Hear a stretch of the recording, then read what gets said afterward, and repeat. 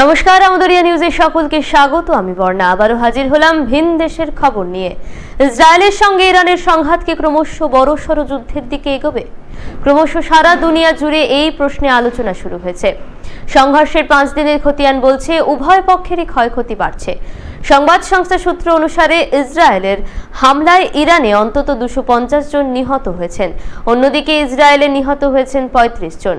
মঙ্গলবার সকালে ইসরায়েলের একটি সূত্র দাবি করেছে তাদের হামলায় ইরানের রেভলিউশনারি গার্ড কোর IRGC এর চিফ আলী সাদমানিকে মারা হয়েছে। ইসরায়েলি সেনার দাবি, সাদমানি ইরানের সর্বোচ্চ নেতা, ধর্মীয় নেতা আয়াতুল্লাহ আলী খোমেইনির প্রধান সহচর ছিলেন। ইরানের পক্ষ থেকে এই ব্যাপারে প্রতিক্রিয়া জানানো হয়নি। আসছি পরবর্তী খবরে। তেহরান ছাড়লেন ভারতীয়রা।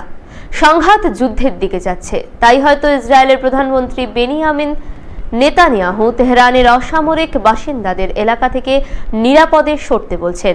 আমেরিকার প্রেসিডেন্ট ডোনাল্ড ট্রাম্প এক পা এগিয়ে বলে দিয়েছেন তেহরানে বসবাসকারী সবাইকে এলাকা ছেড়ে চলে যেতে হবে।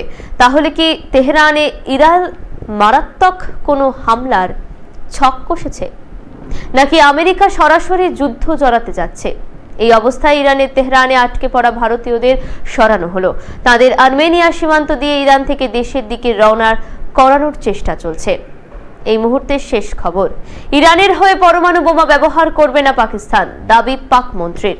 দুদিন আগে ইরানের এক সামরিক কর্তার ইন্টারভিউয়ে শোনা গিয়েছিল ইসরায়েল এবং ইরানের মধ্যে যুদ্ধ আরও তীব্র হলে পাকিস্তান ইরানকে অস্ত্র সরবরাহ করবে। তিনি দাবি করেছিলেন যে পাকিস্তান তাকে বলেছে যে যদি ইসরায়েল ইরানের ওপর পারমাণবিক হামলা চালায় তাহলে পাকিস্তানও ইসরায়েলের ওপর পারমাণবিক হামলা চালাবে। তবে পাকিস্তানের প্রতিরক্ষা মন্ত্রী খাজা আসিফ দাবি করেছেন এমন কোনো কথাই তাদের সঙ্গে ইরানের হয়নি, বরং ভিডিওটি ফেক বলে দাবি করেছেন তিনি। এখন এ পর্যন্তই। পরবর্তীতে আবারও ফিরব ভিন দেশের খবরের সাথে।